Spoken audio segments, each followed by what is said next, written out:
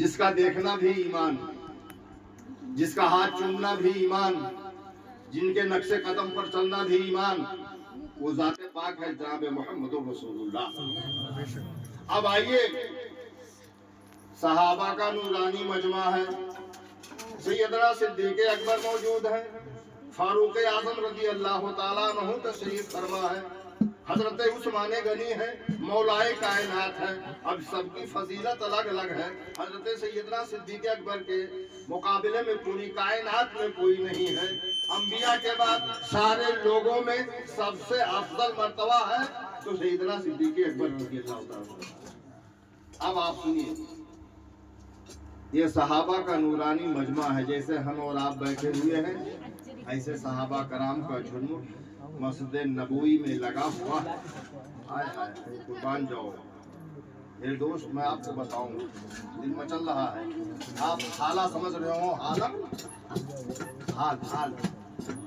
ایک حال تو یہ ہوتا ہے کہ جب آدمی اپنے مرشد کا کلام سن کر کے مچلتا ہے تو اسے وجد آتا ہے، اسے حال آ جاتا ہے۔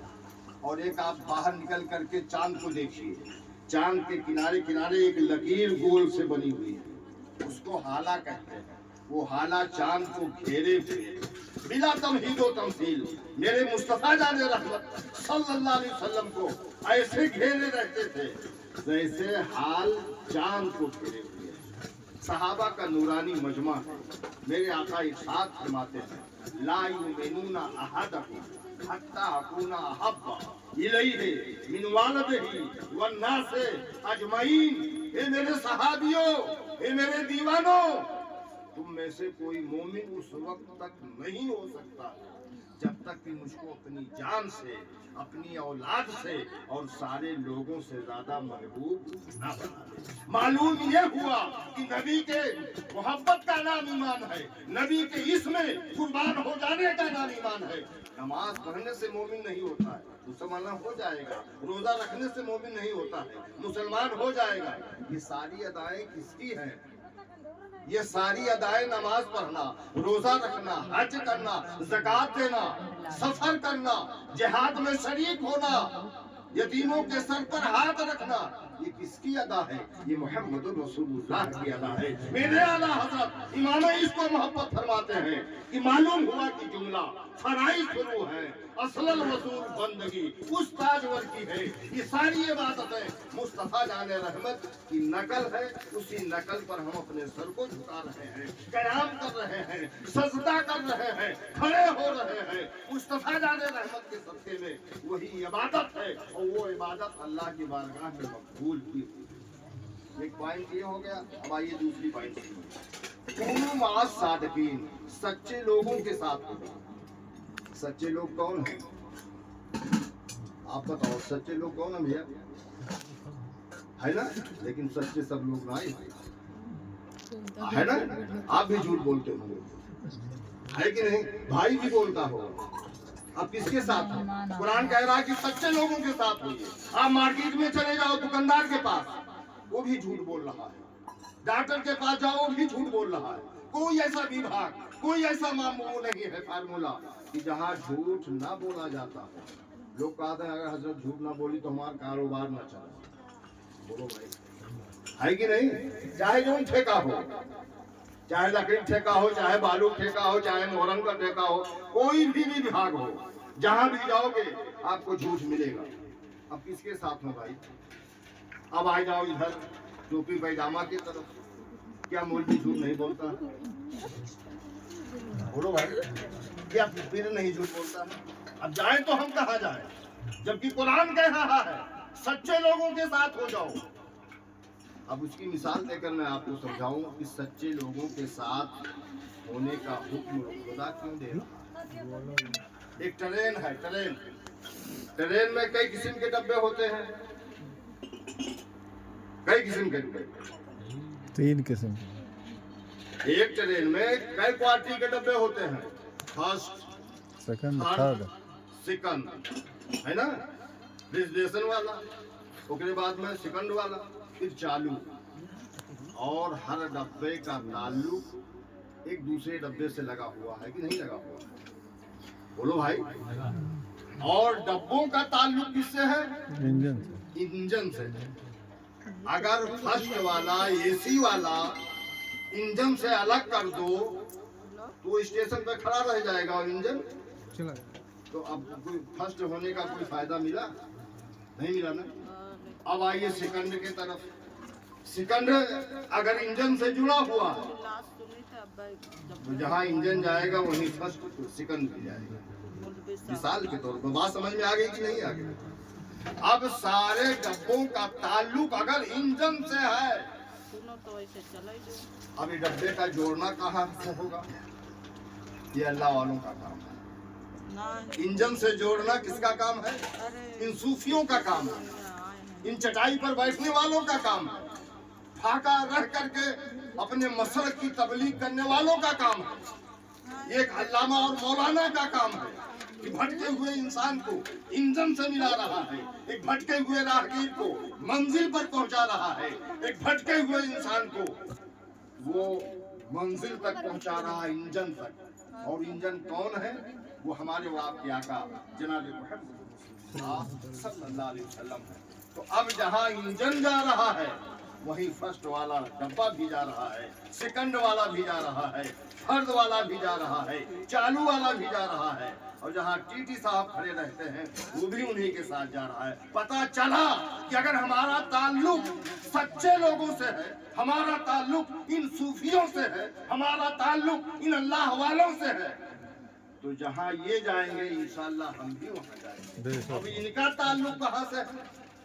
ये भी ज्वाइंट पर ज्वाइंट है। इनके पीर कोई और होगा, उनका पीर कोई और होगा, उनका कोई और होगा, उनका कोई और होगा। और ये जाके सिलसिला कहाँ मिलेगा? ख्वाजा गरीब नवाज से मिलेगा। ख्वाजा गरीब नवाज के आगे बढ़ोगे तो गौसे आजम से मिल जाएगा, वहाँ से आगे बढ़ोगे तो करबला वालों से मिल जाएगा, वहाँ से आगे बढ़ोगे तो मोहम्मद रसूलुल्लाह से मिल जाएगा। और मोहम्मद रसूलुल्लाह सल्लल्लाहु अलैहि वसल्लम जन्नत के मालिको मुख्तार हैं, आला हजरत इमाम इसको मोहब्बत फरमाते हैं। जन्नत से तुझको क्या मतलब? वहाँ भी दूर हो, हम रसूल अल्लाह के जन्नत। नारे तकबीर, अल्लाह होगा, नारे तकबीर, अल्लाह होगा, नारे रिसालत, या रसूल अल्लाह, नारे रिसालत, या रसूल अल्लाह, जश्न ईद मिलादुन नबी, जिंदाबाद, जश्न ईद मिलादुन नबी, जिंदाबाद, नारे तकबीर, अल्लाह, नारे रिसालत। अल्लाह ताला की बारगाह में दुआ है क्या इस्लाह है बहुत। कि मौला हम सारे लोगों की बैठक को अल्लाह कबूल फरमाए। आमीन। एक बात बता दूं पॉइंट की, अल्लाह सब कुछ देख रहा है ना भाई? अलीमो खबीर है, समीओ बसीर है, कादिर मुतलक है। मेरे दिल में क्या है वो जान रहा है, इनके दिल में क्या है वो जान रहा है, आपके दिल में क्या है आप जानना, सब कुछ वो जानता है और सबको चलाता है। वही मालिक है, वही खालिक है। एक गाड़ी में एक ड्राइवर होता है, वो जिधर चाहता है उसकी गाड़ी चलती रहती है। अगर वहाँ दो ड्राइवर बैठ जाए तो गाड़ी चल पाएगी नहीं।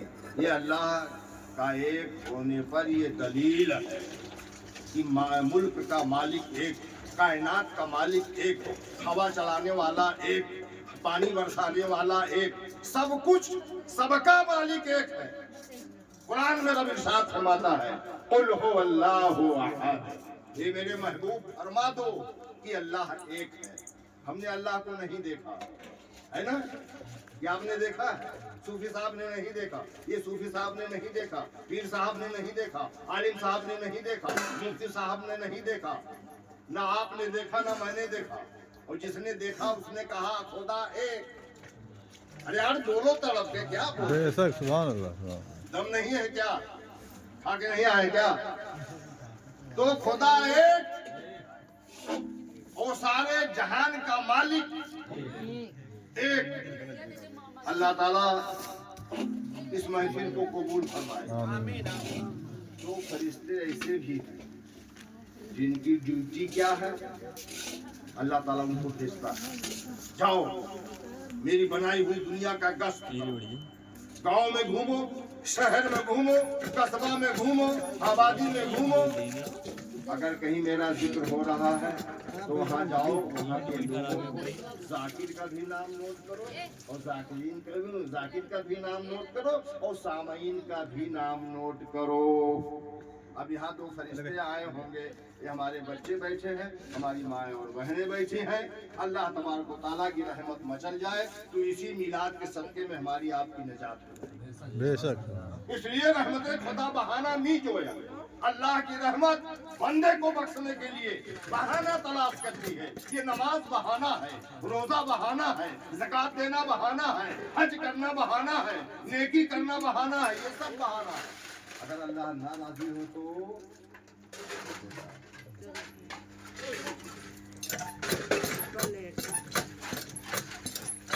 بادشاہی چھوڑ کر مخدوم اشرف نے کہا، مخدوم اشرف کو جانتے ہو نا بھائی، کشوشا شریف کے حضور حضرت سیدنا و مولانا شیخ